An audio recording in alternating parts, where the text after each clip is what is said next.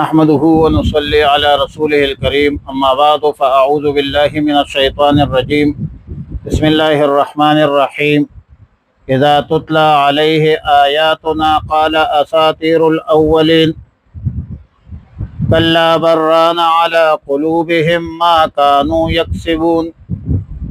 پارہ نمبر 30 سورۃ المطففین، رکوع 1 آیات نمبر 13 تا 21۔ اذا تتلی علیہ آیاتنا، جب ان منکرین قیامت کے سامنے ہمارے آیتیں پڑھی جائے تو پھر یوں کہہ دیتے ہیں کہ یہ بے سند باتیں اگلوں سے منقول چلی آئی ہے۔ مطلب یہ بتلانا مقصود ہے ان لوگوں کا کہ جو شخص روز قیامت کی تکذیب کرتا ہے تو وہ معتدی ہے، اسیم ہے، مکذب بالقرآن ہے۔ کلا بل ران علی قلوبہم، کلا بل ران علی قلوبہم، اس آیت میں تنبیہ کر دی گئی کہ یہ منکرین قرآن، منکرین قیامت غلط سمجھ رہے ہیں۔ ایسا ہرگز نہیں، کسی کو یہ شبہ بھی نہیں ہونا چاہیے۔ ان بدبختوں کے پاس انکار کے کوئی دلیل بھی نہیں جس سے یہ کمبخت لوگ استدلال کر سکے، بلکہ اصل وجہ تکذیب ہے، اور تکذیب کی وجہ ان کے دلوں پر ان کے اعمال بد کی وجہ سے زنگ بیٹھ گیا ہے۔ زنگ آلود دلوں میں قبولیت کی استعداد ختم ہو جاتی ہے، لہذا حسد، عناد، بغض کی بنیاد پر انکار کرتے ہیں۔ پھر اللہ نے ان کے انکار پر زجر توبیخ کی کہ کلا انہم عن ربہم یومئذ لمحجوبون، ایسا ہرگز نہیں۔ ان منکرین کے لیے ہلاکت ہے، بربادی ہے، تباہی ہے، خرابی ہے، اور خرابی یہ ہے کہ یہ لوگ بروز قیامت اپنے رب کا دیدار نہیں کر سکیں گے۔ ان بدبختوں کو روک دیا جائے گا۔ ثم انہم لصال الجحیم، صرف روکنے پر اکتفا نہیں ہوگا، بلکہ ان بدبختوں کو جہنم میں داخل کیا جائے گا اور ہمیشہ کے لیے جہنم میں داخل ہوں گے۔ ثم یقال ھذا الذی کنتم بہ تکذبون، پھر ان سے کہا جائے گا کہ یہ وہ لوگ ہیں جو روز قیامت کو جھٹلایا کرتے تھے۔ ارے بدبختو، تم نے قیامت کو جھٹلاتے جھٹلاتے قرآن کو جھٹلایا، اللہ کے کلام کو تم لوگوں نے جھٹلایا، انبیاء علیہم السلام کی دعوت کو جھٹلایا،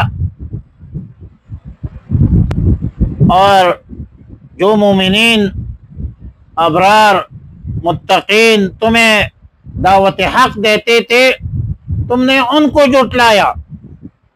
مومنین کے جزا اور ثواب کو تم لوگوں نے جھٹلایا، حالانکہ ایسا ہرگز نہیں۔ کلا ان کتاب الابرار لفی علیین، مومنین متقین کو ضرور اجر و ثواب ملے گا۔ نیک لوگوں کا عمل نامہ علیین میں ہوگا، علیین میں رہے گا۔